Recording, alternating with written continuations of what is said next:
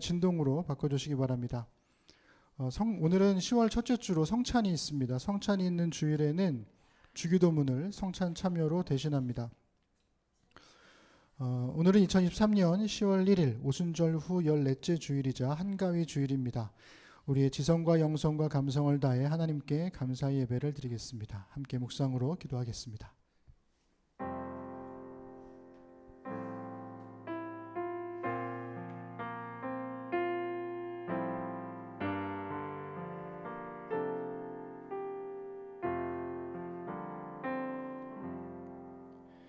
여호와께서는 높이 계셔도 낮은 자를 굽어 살피시며 멀리서도 교만한 자를 아심이니이다. 내가 환난 중에 다닐지라도 주께서 나를 살아나게 하시고 주의 손을 펴사 내 원수들의 분노를 막으시며 주의 오른손이 나를 구원하시리이다. 너희는 여호와 우리 하나님을 높이고 그 성산에서 예배할지어다. 여호와 우리 하나님은 거룩하심이로다. 아멘. 우리 함께 찬양하겠습니다. 우리 내가 매일 기쁘게 우리 기쁨으로 찬양하겠습니다.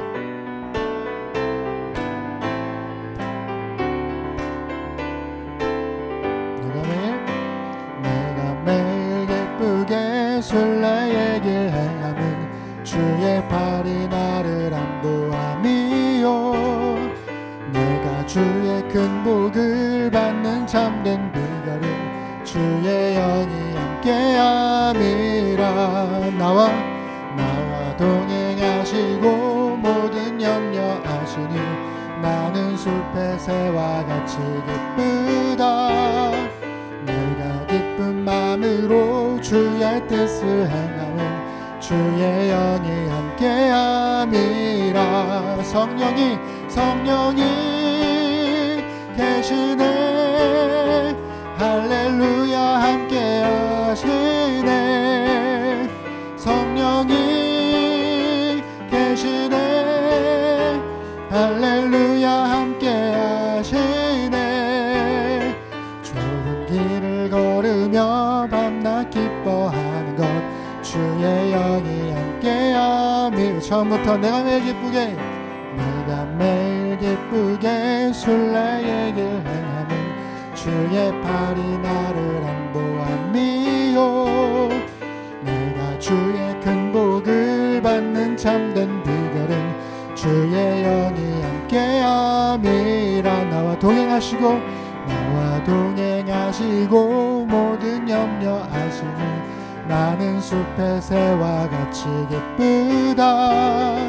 내가 기쁜 마음으로 주의 뜻을 행하면 주의 영이 함께함이라. 성령이 계시네. 할렐루야 함께 하시네. 성령이 계시네. 할렐루야 함께 하시네. 좋은 길을 걸으며 밤낮 기뻐하는 것 주의 영이 함께함이. 좁은 길을 걸으며 밤낮 기뻐하는 것 주의 영이 함께함이. 내 모든 삶의 행동 주 안에 주님만에 있네. 나의 숨쉬는 순간들도 내 모든 삶의 걸음 주 안에, 내 길도 주 안에. 나의 숨쉬는 순간들도 랄랄라 라라라라라라 라라라라라라 라라라라라라.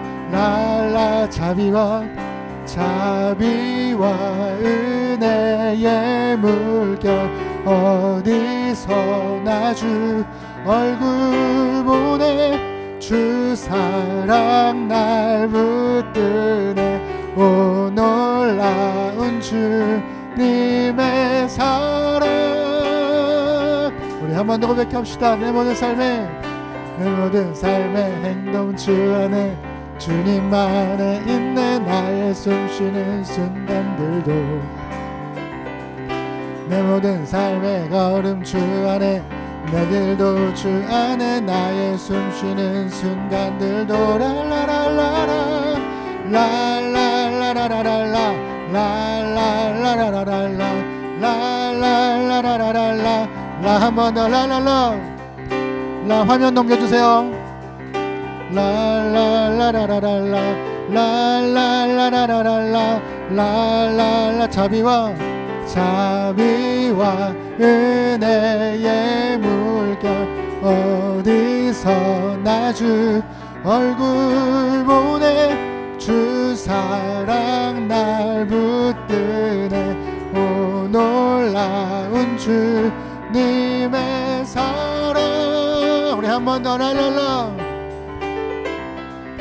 라라라라라라 라라라라라라 라라라라라라 라라 한 번 더 라라라 라라라라라라 라라라라라라 라라라라라라 라라라라라라 자비와 은혜의 물결 어디서나 주 얼굴 보내 주 사랑 날 붙드네 오 놀라운 주님의 사랑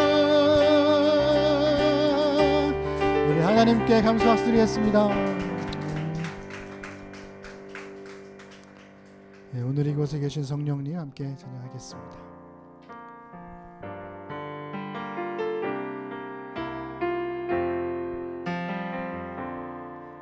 오늘 이곳에 계신 성령님 우리에게 말씀하시고 우리를 가르치소서 다친 우리 맘 열어주시고 주의 빛으로 밝혀 우리를 인도하소서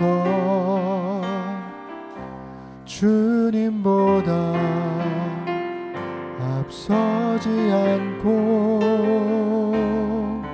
겸손하게 주님의 말씀 기다리리 주님 손에 우릴 드립니다 사랑으로 인도하소서 오늘 이곳에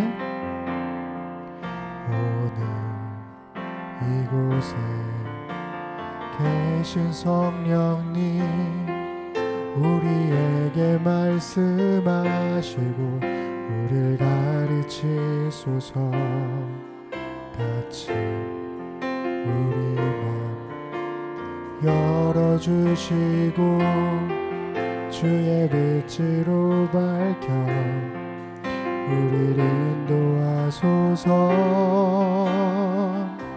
주님보다 앞서지 않고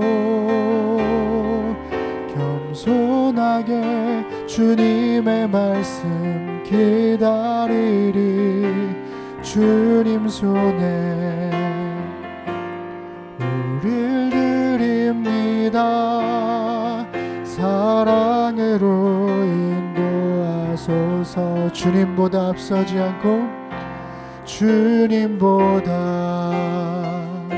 앞서지 않고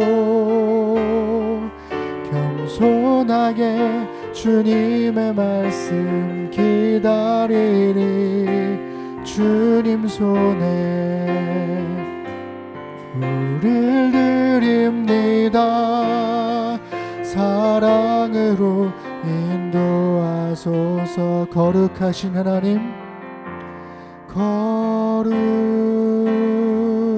거룩하신 하나님 주께 감사드리세 날 위해 이 땅에 오신 독생자 예수 나의 마음과 뜻 다해 주를 사랑합니다 나 위해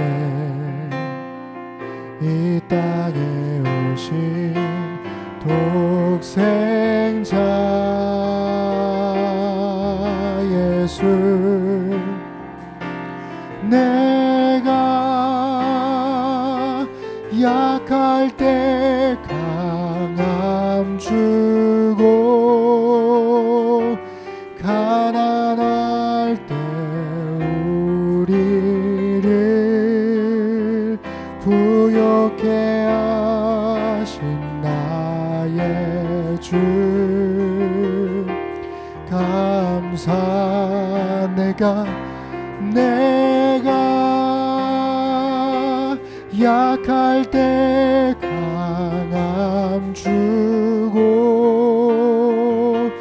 가난할 때 우리를 부욕해 하신 나의 주, 감사.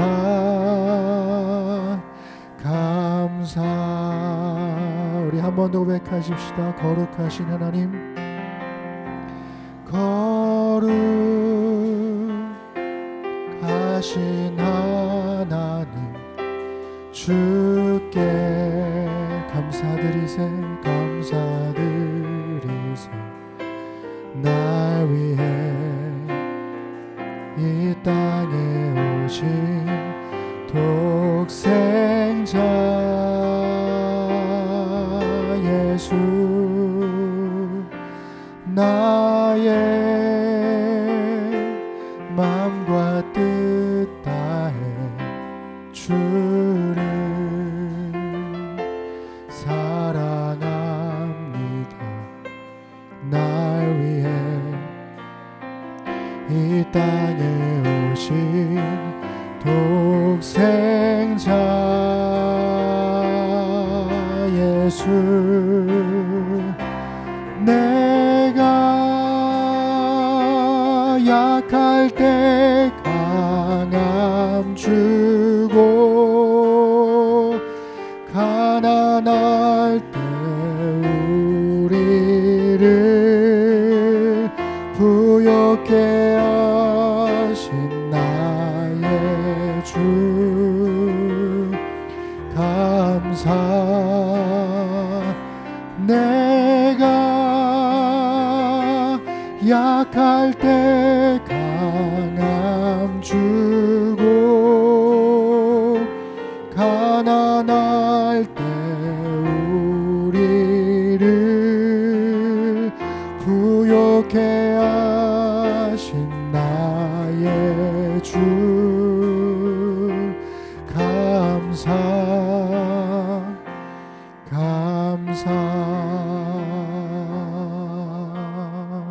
아멘.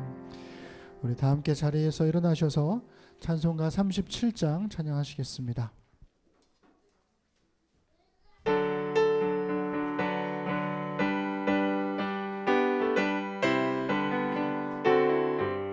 주 예수 이름 높이여 다 찬양하여라, 다 찬양하여라. 금면류관을 들여서 만유의 주를 찬양하세. 찬양 만유의 주 찬양. 주 예수 당한 고난을 못 잊을 죄이나 내 귀한 몸에 바쳐서 만유의 주를 찬양하세. 찬양 만유의 주 찬양. 이 지구 위에 거하는 온 세상 사람들 그 크신 위엄 높여서 만유의 주를 찬양하세. 찬양 찬양 찬양 만유의 주 찬양. 주 믿는 성도 다 함께 주 앞에 엎드려 주 앞에 엎드려 무궁한 노래 불러서 만유의 주를 찬양하세. 찬양 찬양 찬양 만유의 주 찬양. 아멘. 기도하겠습니다. 하나님의 은혜로 살아온 지난 날들을 감사드립니다. 또 한 번의 새해가 시작되었구나 했는데 어느새 10월입니다. 막막했던 한 해의 시작이었으나 주님과 함께하니 살아올 만한 시간이었습니다. 길이 보이지 않아도 우리의 길이 되시는 주님으로 인해 여기까지 왔음을 고백합니다. 앞으로 걸어갈 모든 길 위에서 주와 함께 걷기를 소망합니다. 긴 연휴를 보내고 있습니다. 지친 몸과 마음이 쉬어가기를, 말 못할 가슴앓이로 멀어졌던 관계가 회복되기를, 복잡한 생각들이 쉬이 풀려가기를 기도해 봅니다. 코로나로 인해 5년 만에 열린 아시안게임에 많은 이들이 응원과 격려를 보내고 있습니다. 수년간의 노력과 훈련이 한 번의 짧은 경기로 결정되는 모습을 보며 누군가는 웃고 누군가는 울기도 하지요. 애쓰고 수고한 선수들을 따뜻하게 격려하는 우리가 되게 하시고, 좋은 성과를 내지 못한 선수들에게도 잘했다 박수 쳐줄 수 있는 성숙한 우리가 되기를 소망합니다. 러닝메이트가 마지막 한 주를 남기고 있습니다. 그리고 다음 주에는 가을 수련회를 앞두고 있습니다. 수련회 준비팀의 수고로 신는 사람들 모두가 기쁨과 감사를 하나님께 드리게 하시고, 다음 없는 주의 은혜가 각자에게 힘과 위로가 되기를 기도합니다. 한 주간의 삶을 돌아봅니다. 그리스도인으로서 하지 말아야 할 말과 행동, 그리고 했어야 할 일들을 돌아보게 하시고 부끄러워할 줄 알며 바꿔가게 하시옵소서. 이 시간은 지난 한 주간을 살면서 하나님 앞과 사람 앞에서 잘못한 것을 침묵으로 고백하겠습니다.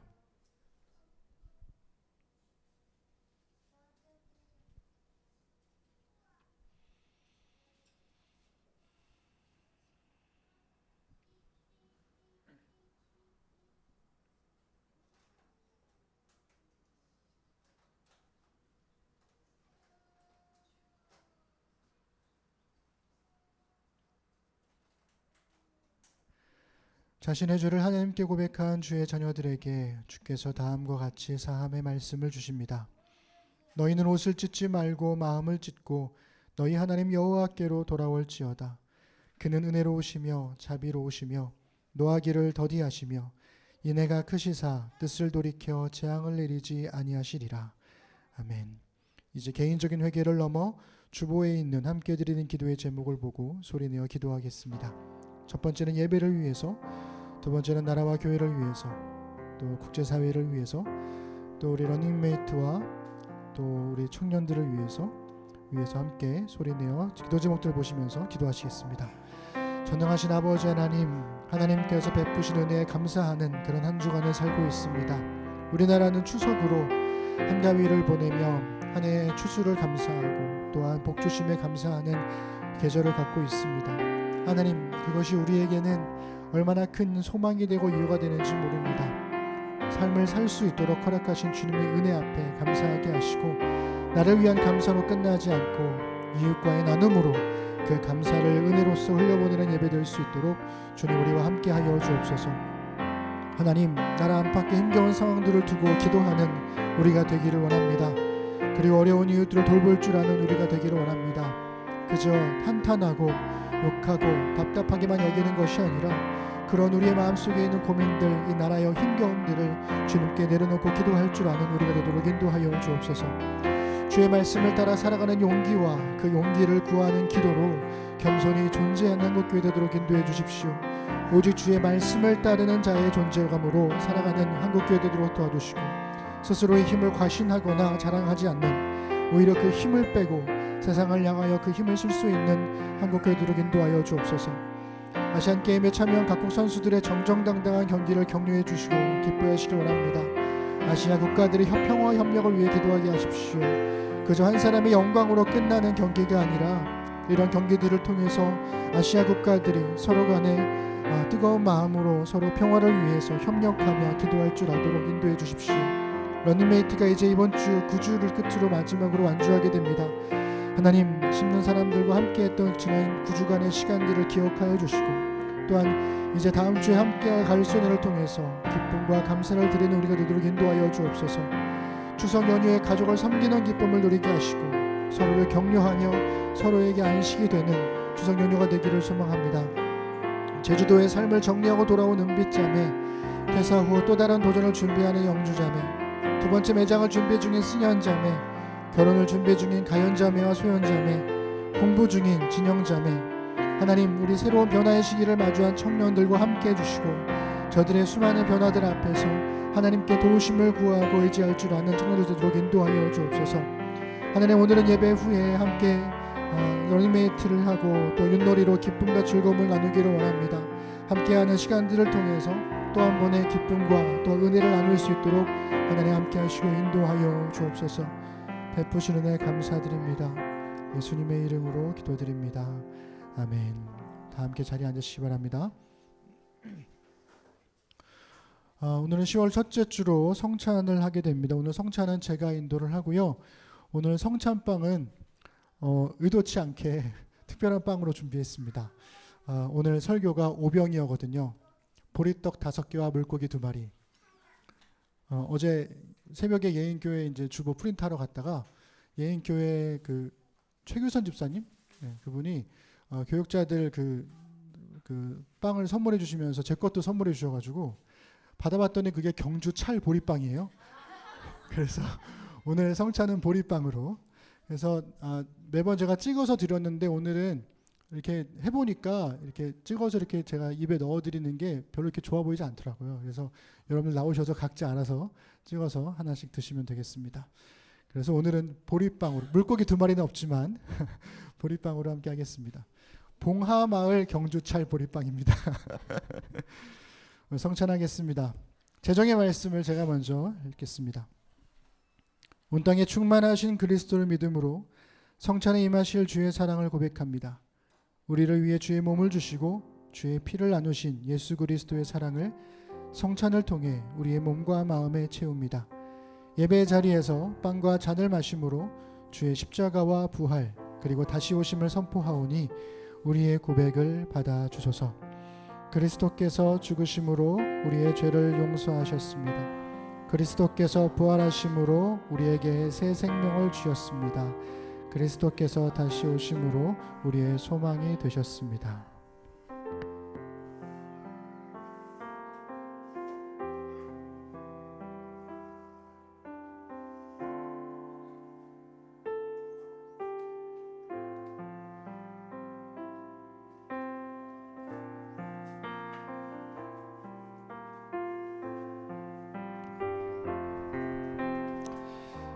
네, 우리 배찬하겠습니다.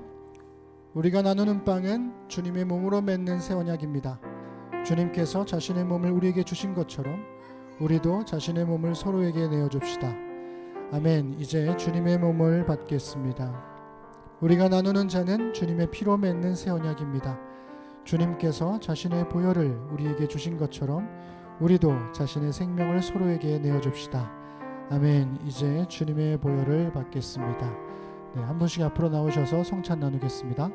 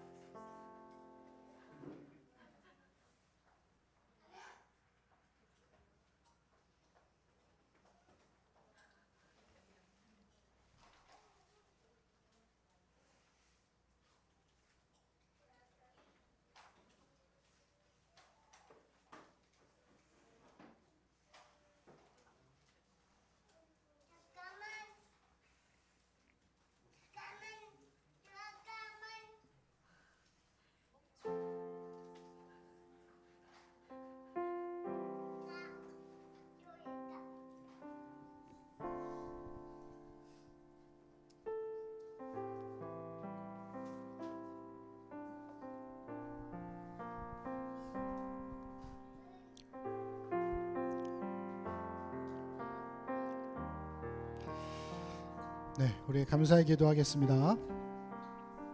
사랑의 주님, 우리가 이 성찬에 참여함으로 주의 사랑을 닮아가며 예수님처럼 서로 사랑하겠다고 고백했습니다. 우리 입술의 고백이 손과 발에 담긴 마음으로 서로의 삶에서 드러나게 하소서. 예수님처럼 끝까지 사랑함으로 서로를 용서하고 예수님처럼 먼저 다가감으로 은혜를 베푸며 예수님처럼 착한 행실로 세상에 선을 행하여 하나님 아버지께 영광 돌리는 삶을 살게 하소서. 예수님의 이름으로 기도드립니다. 아멘. 네, 우리 심는 사람들 소식 전하겠습니다. 오후 2시에 이곳 공존 이든센터에서 매주 예배가 있습니다. 온라인으로는 심는교회 채널로 예배 함께 하실 수 있습니다. 이번 주에 드디어 러닝메이트 완주합니다. 우리 9주 동안 달려왔는데요. 이번 주에 이제 24번째, 25번째, 그리고 26번째 마치며까지 하면 이제 한 권의 책을 가지고 우리가 9주 동안, 거의 2달이죠. 2달 동안 함께 왔는데요.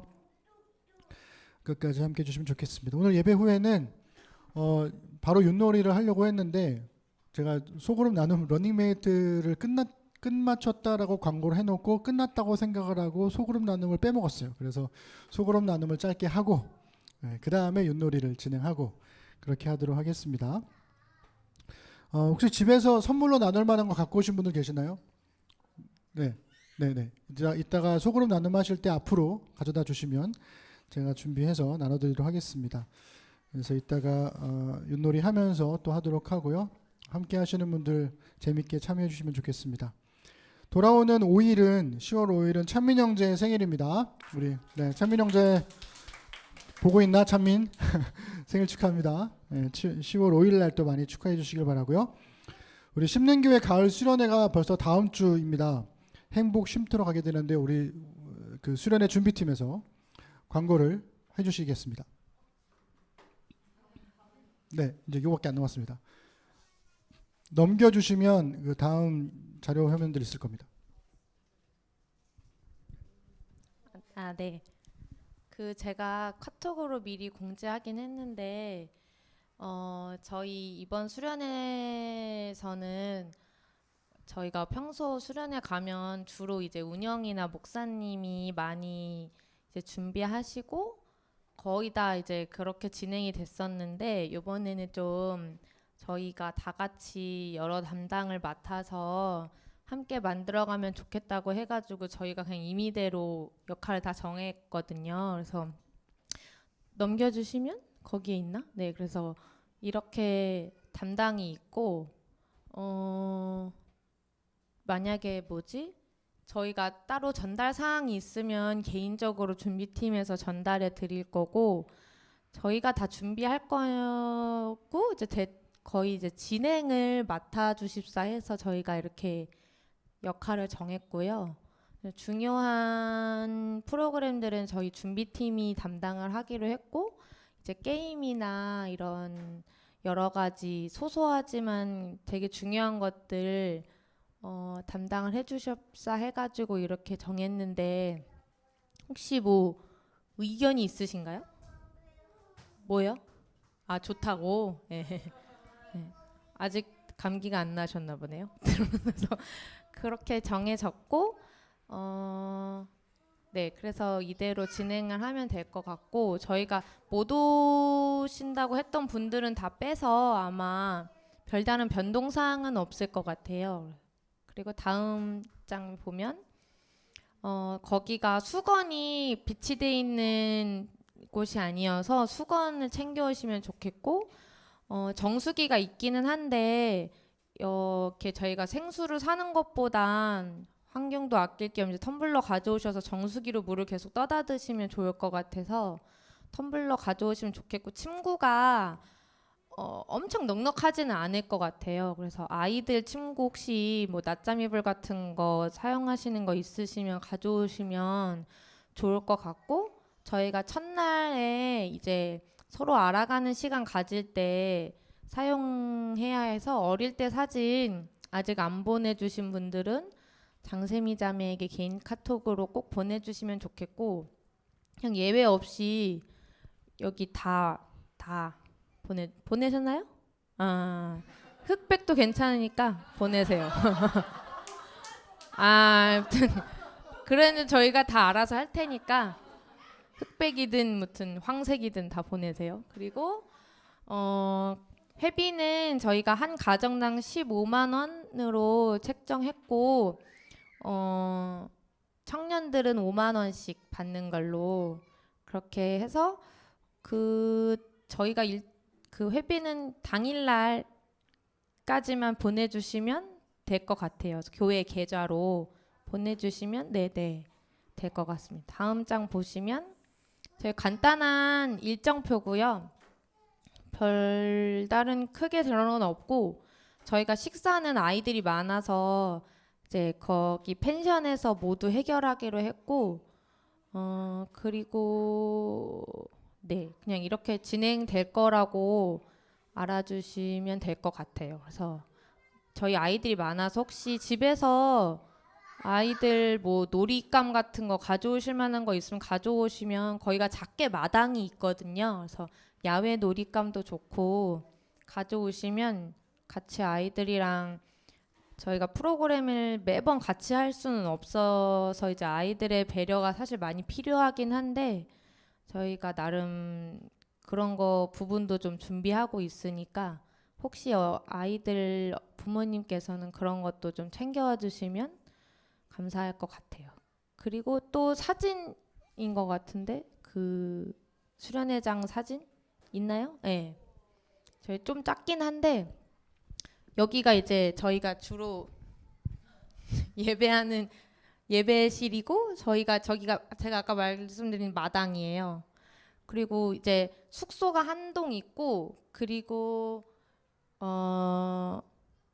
여기가 이제 별채로 숙소가 이제 하나 더 있는 그래서 큰 숙소에서는 이제 자매들이랑 아이들이 자고 하면 될 것 같고 여기는 이제 형제분들이 자면 좋을 것 같아요. 그래서 대신 여기는 근데 화장실이 밖으로 나가야 되긴 하는데 네 그렇고 그 큰 숙소에는 방이 3개가 있어요. 그래서 거기로 아이들이랑 엄마들이 나눠져서 자면 될 것 같고 큰 숙소에도 화장실이 2개예요. 방에 하나 딸려 있어서 화장실이 네 그렇습니다. 또 사진이 있나요?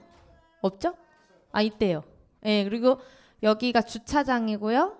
그 집회실에 주방이 같이 딸려 있었나? 네네 그렇게 돼 있고 여기가 바베큐장 야외 바베큐장이 있고 저기 놀이시설 트램펄린이 근데 되게 더 이렇게 같이 있진 않고 야외에 빠져 있긴 한데 그렇게 보시면 될 것 같습니다. 네. 네, 이상입니다. 감사합니다. 네. 제가 사역하면서 지금까지 이렇게 아무것도 안 해본 수련회는 처음이라 뭔가 되게 이상하고 막 하여튼 그렇습니다. 제 개인적인 감정이 이래도 되나? 이래도 괜찮나? 라는 그런 생각을 계속 하게 되는 너무 수고해 주셔서 감사드리고요. 오늘 우리가 함께 나눌 말씀은 요한복음 6장 8절부터 15절 말씀입니다. 우리 한 절씩 교독하고 마지막 절은 함께 읽겠습니다. 제자 중 하나 곧 시몬 베드로의 형제 안드레가 예수께 여짜오되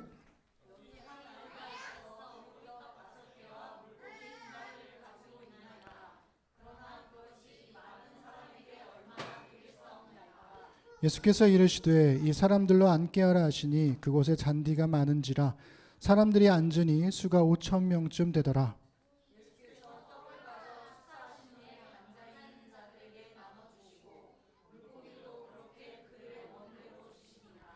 그들이 배부른 후에 예수께서 제자들에게 이르시되 남은 조각을 거두고 버리는 것이 없게 하라 하시므로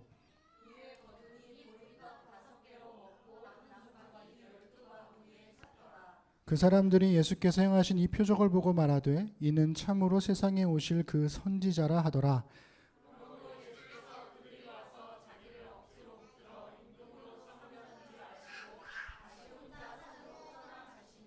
아멘. 오늘은 그것이 얼마나 되겠습니까? 라는 제목으로 함께 하나님 말씀 나누겠습니다. 우리 앞뒤 앞옆으로 서로 인사 나누시죠. 안녕하세요. 네. 우리 은비자매가 돌아왔습니다.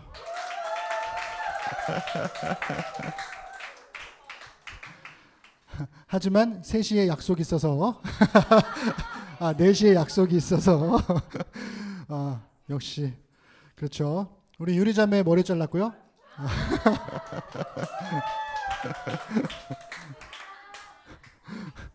또 뭐 할 거 있나? 네, 다들 그 연휴라 가지고 많이 안 오실 줄 알았는데 많이 와서 제가 오히려 당황하고 있습니다 지금. 그렇고 저도 잘 다녀왔고요. 내려갈 때 9시간, 올라올 때 7시간 그렇게 걸려서 올라왔어요. 올라와가지고 어저께 새벽 12시 반쯤 도착해서 곧바로 예인교회 가가지고 이제 주보 마무리하고 그리고 왔습니다.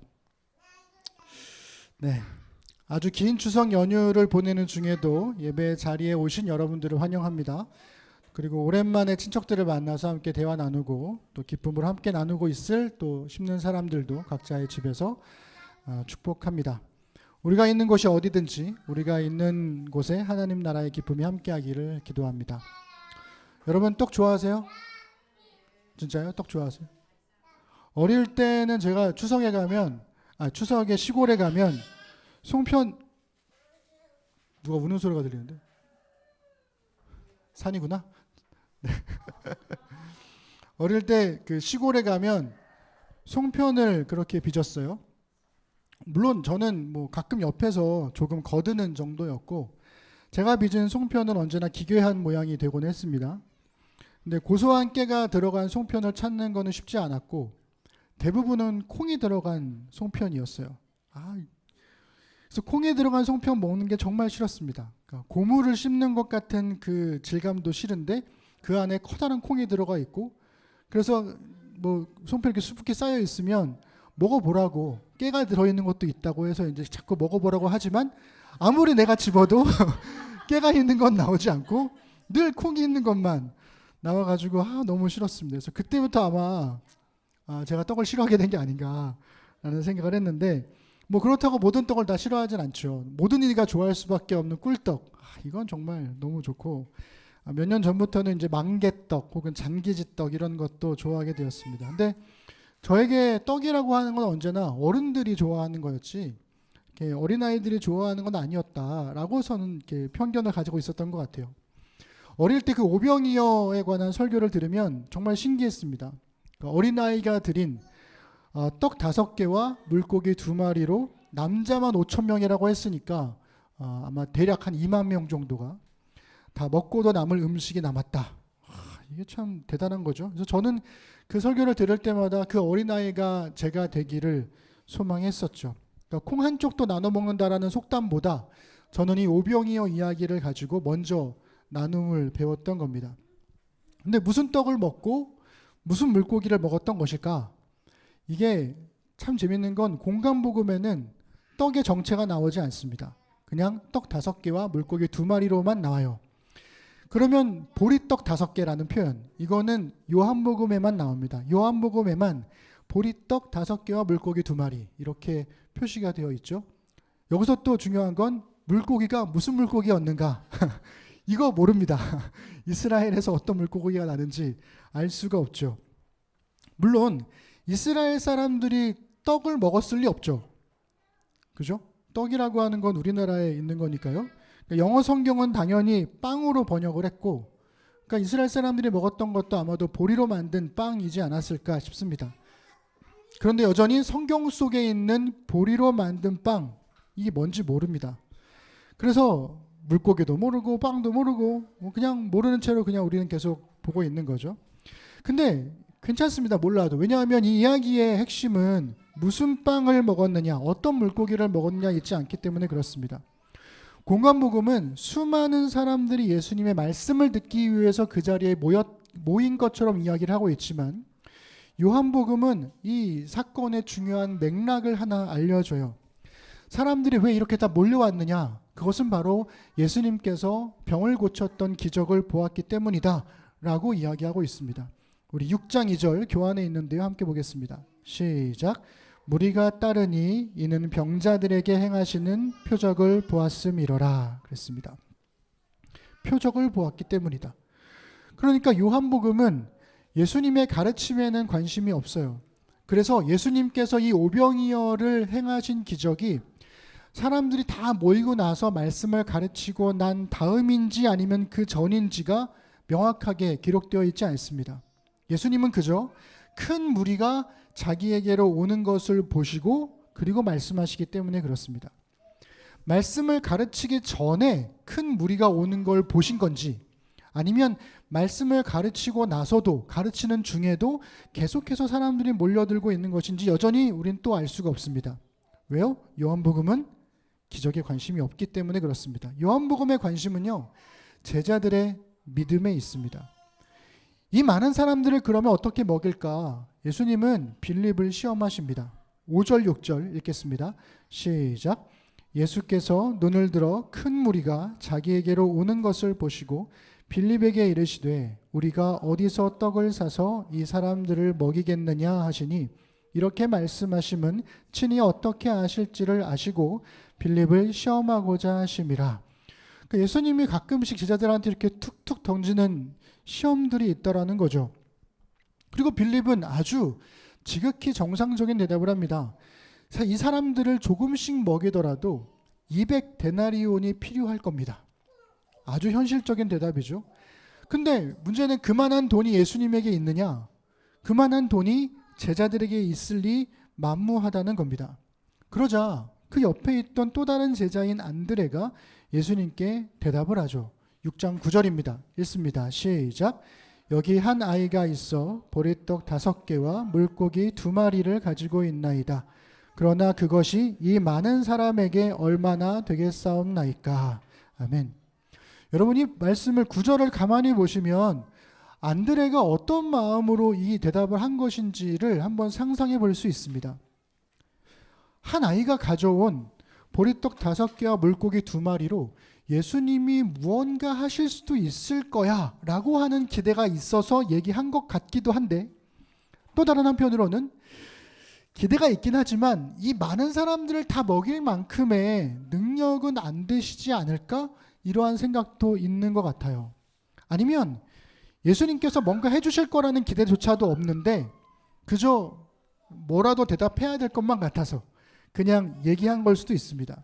분명한 건 이렇게 많은 사람들을 먹일 만한 음식의 양이 아니라는 겁니다. 당연하죠. 보리떡 5개와 물고기 2마리를 어떻게 먹이겠습니까? 그래서 안드레가 이렇게 대답하는 겁니다. 그것이 얼마나 되겠습니까? 이야기는 이렇게 흘러갑니다. 예수님이 사람들을 앉히고요. 그 수가 5,000명쯤 된답니다. 예수님이 떡에 축사를 하십니다. 축사로 번역된 헬라어가요, 유카리스테오라는 말인데요. 이게 감사를 드리는 것, give thanks.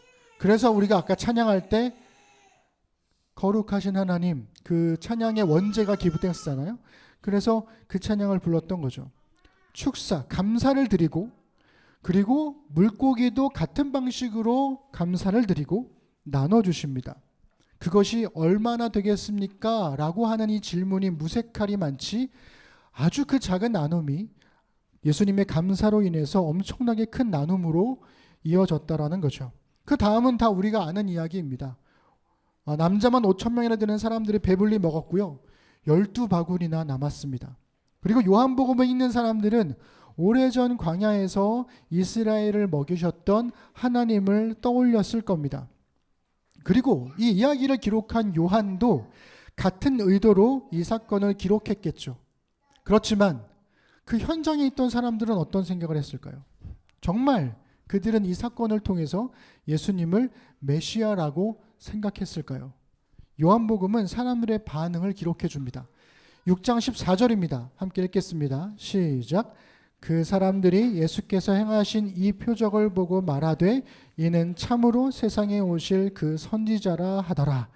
요 말씀만 보면 그래, 그 현장에 있던 사람들도 이 사건을 통해서 과거 이스라엘을 먹이셨던 광야에서의 하나님을 기억한 거야, 예수님을 하나님으로 고백한 거야 라고 볼 것 같은데 요한복음 여기서 끝나지 않고요. 이 사람들의 열강 뒤에 숨겨져 있는 사람들의 진짜 의도를 함께 기록해 줍니다. 그것은 이렇게 기록되었습니다. 6장 15절입니다. 읽겠습니다. 시작. 그러므로 예수께서 그들이 와서 자기를 억지로 붙들어 임금으로 삼으려는 줄 아시고 다시 혼자 산으로 떠나가시니라. 아멘. 왜 임금으로 삼으려고 했을까요?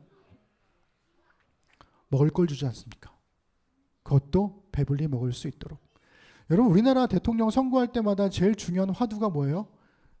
경제 대통령. 경제를 살리면 먹고 살게 해주는 사람, 그 사람이 제일 많은 투표를 받게 되지 않습니까? 그 당시에 사람들도 크게 다르지 않았다는 거죠. 근데 재밌는 건 뭐냐면 이런 거예요. 아무것도 나누지 않은 사람들이었잖아요. 아무것도 나누지 않은 사람들이 더 큰 무언가를 바라는 이 모습이 저는 굉장히 기괴하게 느껴졌습니다. 어린아이는 자기 걸 나눴거든요. 그런데 이들은 예수님 앞에 나와서 아무것도 나누지 않고 늘 받아 누리기만 하는데 거기에 더해서 더 큰 무언가를 계속 기대하더라는 거죠. 예수님을 우리가 왕으로만 세우면 우리 배불리 먹을 수 있어. 우리 더 이상 고생하지 않아도 돼. 이러한 생각들을 하게 되더라는 겁니다. 우리 얼마 전에 심는 아이들하고 소풍 갔다 왔잖아요. 거기에 이제 월미도에 있는 하늘 열차를 타고 왔는데 거기에 하늘 열차가 4개 역이 있습니다. 그 중에 하나가 박물관역이라는 곳이 있어요. 지난번에 알쓸 별잡이 지금 다시 하고 이제 끝났나? 끝났을 겁니다. 6화에서 인천편이 나왔는데 거기에 우리 아이들과 소풍 갔던 그 이야기가 나오는 거예요. 너무 신기해가지고 봤는데 거기에 그 박물관역이 바로 한국이민사 박물관이라는 곳이래요. 넘겨봐 주실래요? 아이고, 앞에 거 빼먹었네. 네, 1902년에 우리나라에서 첫 이민이 시작된 곳이 바로 하와이랍니다. 사탕수수 농장으로의 이민을 했던 건데요. 일요일 날 하루만 쉬고요. 매일 10시간씩 노동을 하는 거예요. 그래도 많은 돈을 벌 수 있을 거란 기대감으로 초창기에는 대부분의 남성들이, 젊은 남자들이 먼저 이민을 갔다고 해요. 근데 시간이 흐르고 이민을 간 남자들이 이제 결혼을 해야 될 거 아니에요. 하와이 현지인들과 결혼하기가 쉽지 않을 거 아닙니까? 노동자로 갔으니까 말도 안 통할 테고. 그러니까 이민 간 사람들의 남녀 성비가 10대 1밖에 안 되는 거예요. 저 서울신대 신학과 들어갔을 때 남녀 성비가 10대 1이었거든요. 그래서 우리가 맨날 자매들한테 너희들은 11조다 막 그렇게 놀리고 막 그랬는데 지금 와서 회개합니다. 하여튼 그랬는데 10대 1이었던 거예요. 그래서 하와이에 있는 남자들과 결혼을 어떻게 시킬 수 있을까 해가지고 생겨난 게 사진 신부라는 게 생겨났대요.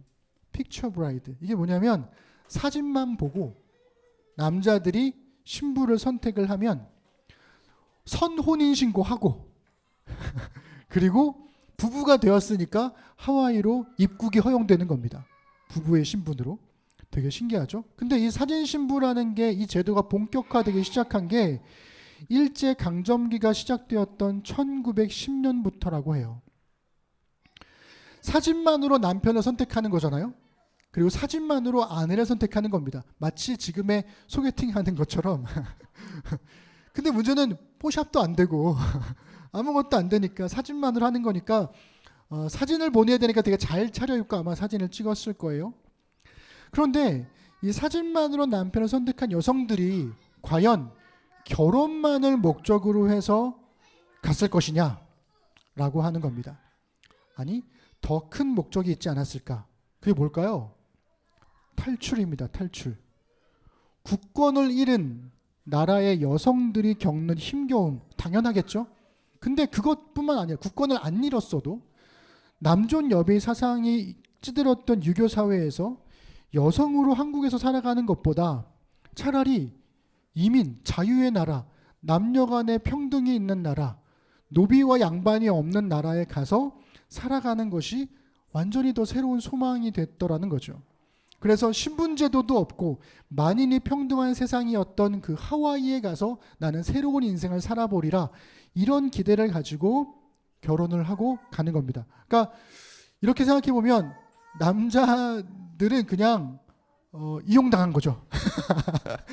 이런 관점으로 보면 난 어차피 넘어가기 위해서 너랑 결혼하는 것뿐이야 뭐 이렇게 되는 건데 그런 겁니다. 그러니까 대부분 가난하고 힘없는 여성들이 이민을 선택하다 보니까요, 그들에 대한 기록이 많지는 않은데 의외로 공부를 할 수 있었던 여성들 중에서 그들이 그 하와이에 가가지고 자기 노트의 기록을, 자기 이민 역사를 기록했던 거예요.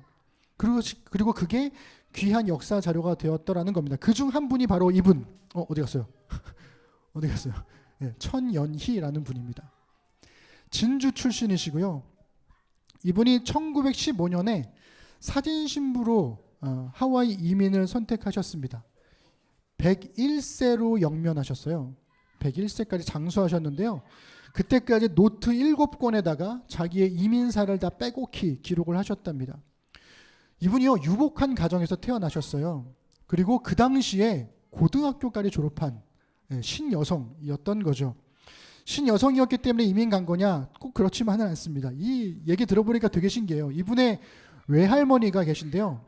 그 외할머니 때부터 부유한 집안이었다는 거예요. 근데 이 외할머니가 자기 집이 부유하니까 아주 좋은 가문의 남자와 결혼을 하게 되신 거예요. 그런데 좋은 가문의 남자와 결혼을 해보니까 중요한 깨달음을 얻게 돼요. 좋은 가문으로 시집을 갔더니 너무 힘든 거예요. 수많은 제사와 그 며느리로서의 그런 여러 가지 막 제재들이 있잖아요. 너무 힘든 거예요. 그래가지고 이 외할머니가 대단한 결심을 합니다.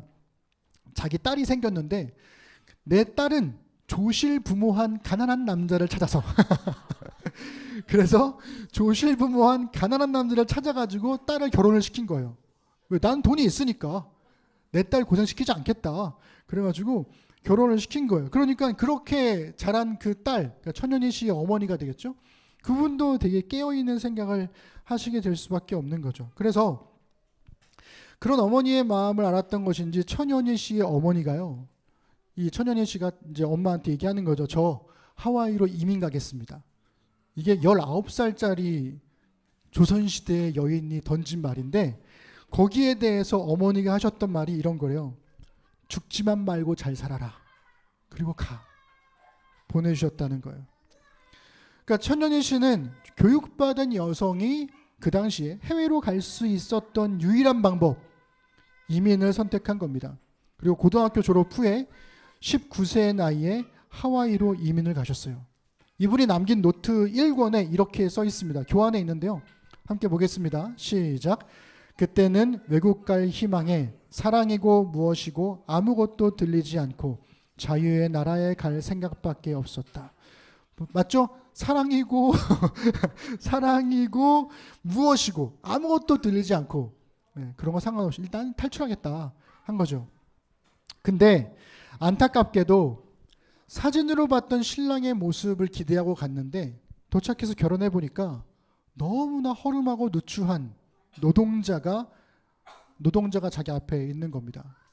그리고 너무 힘들었죠. 막상 결혼하게 된 그 남편은요, 술에 찌들어 살았고요, 불성실했고 무능했다고 합니다.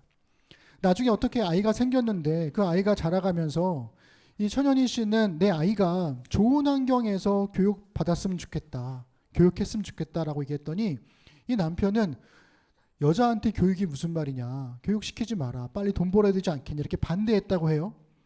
근데 엄마 입장에서는 자기도 자기 엄마가 그렇게 했었으니까 아이들이 원하는 만큼 교육을 싶은 거예요. 교육해주고 싶은 거예요. 그래서 어떻게 했을까요? 이혼을 합니다. 그 당시에. 대단하지 않습니까?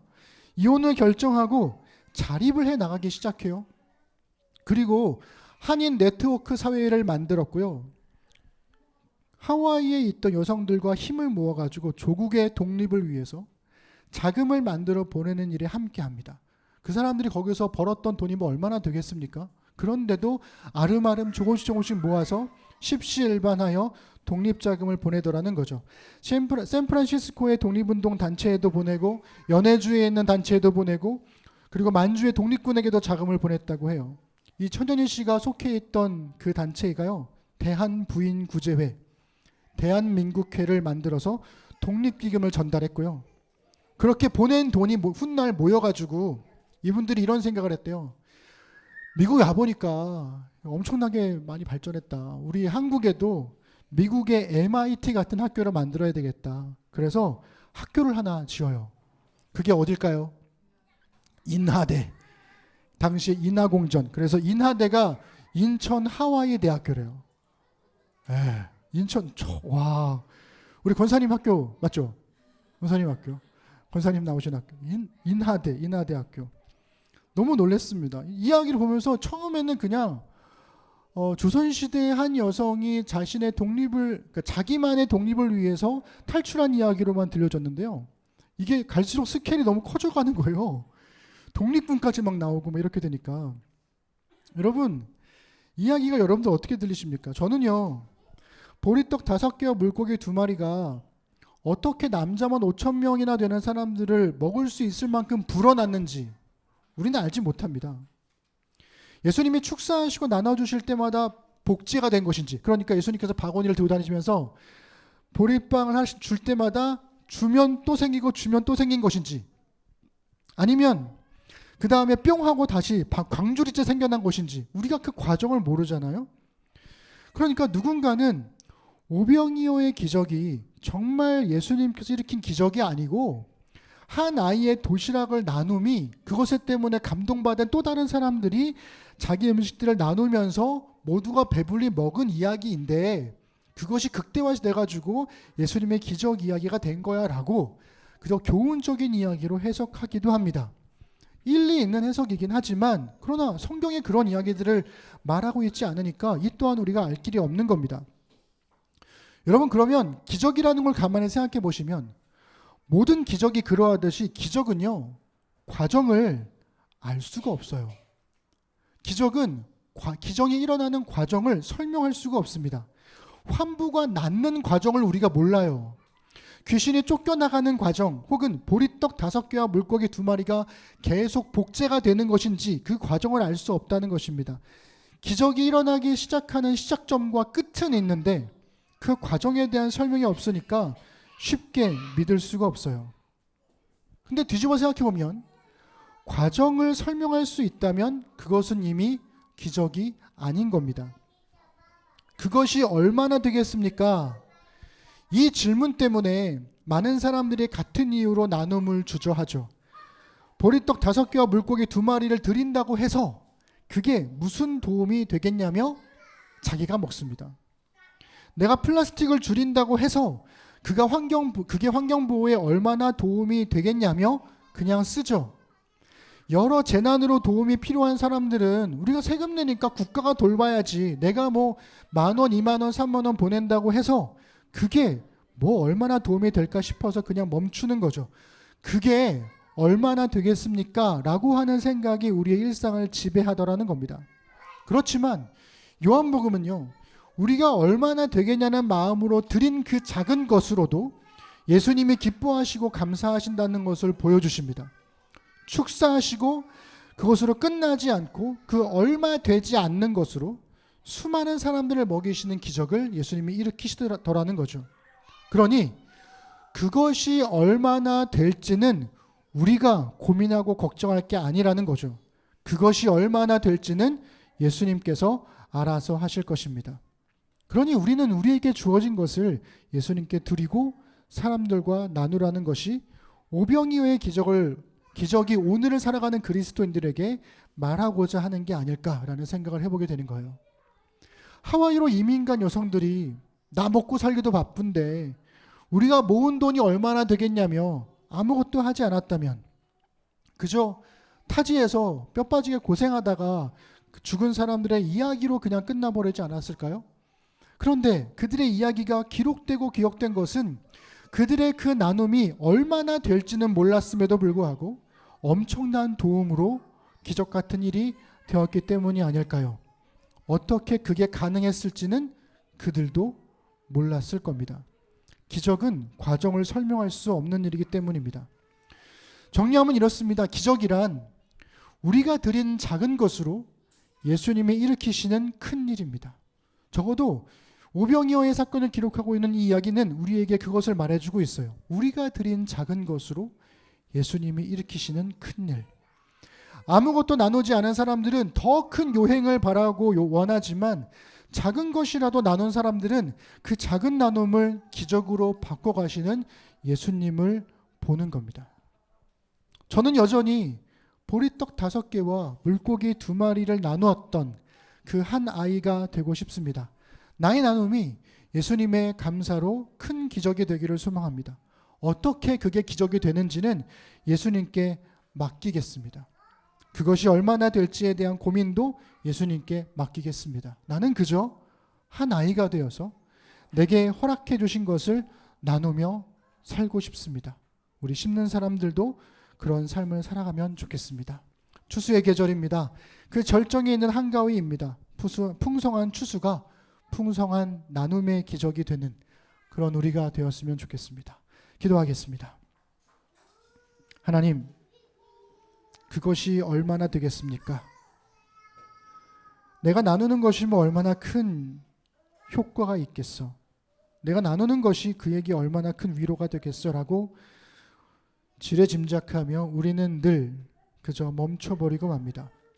그러나 하나님, 때로는 내가 나누는 그 작은 것이 마치 보리떡 5개와 물고기 2마리처럼 수많은 사람들을 먹이고도 남을 만큼의 기적이 되곤 합니다.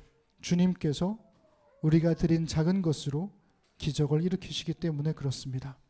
주님, 우리의 생각과 마음을 붙들어 주시고 얼마나 될지는 주님께 맡기고 우리에게 허락해 주신 우리의 소유들을 기꺼이 나누며 살아가는 우리 사랑하는 심는 사람 되도록 인도하여 주옵소서. 감사드립니다. 예수님의 이름으로 기도드립니다. 아멘. 일상으로의 기도를 하겠습니다. 설교를 듣고 각자에게 주신 하나님의 말씀을 자신의 말로 바꾸어서 일상으로의 기도로 드려보십시다.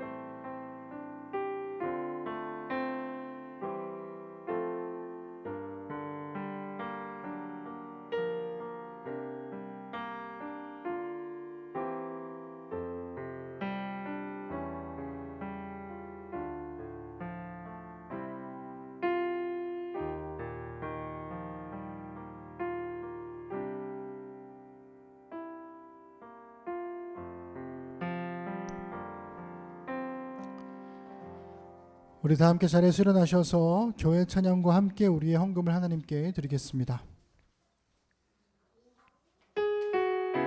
우리 1절만 찬양하겠습니다.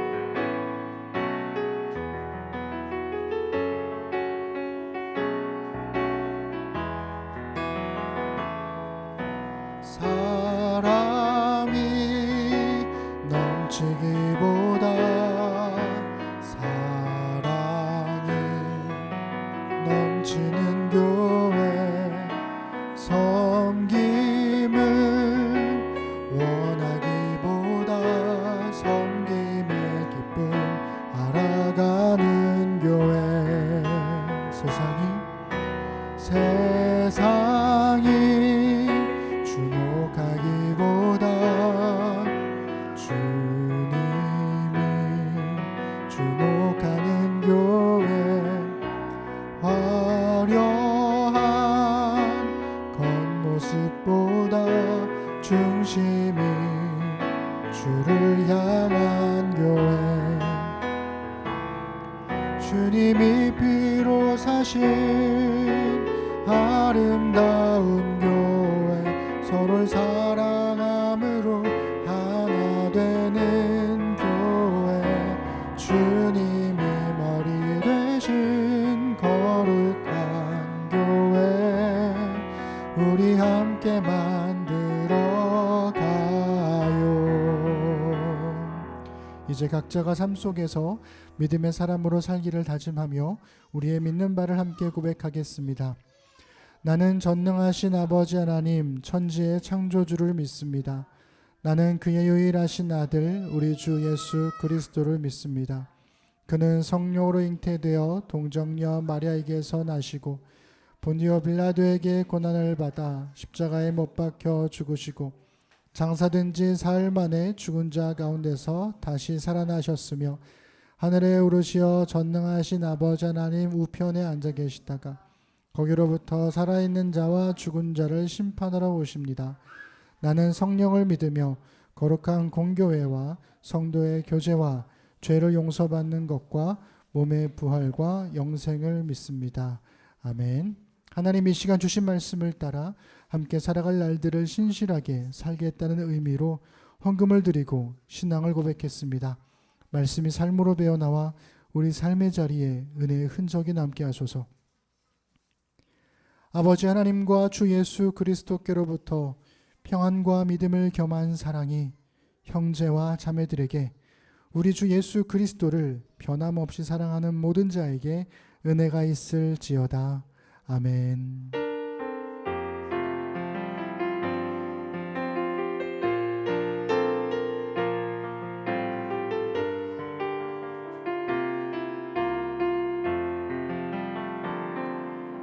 예배를 바라신 하나님께 우리 감사 박수 드리겠습니다.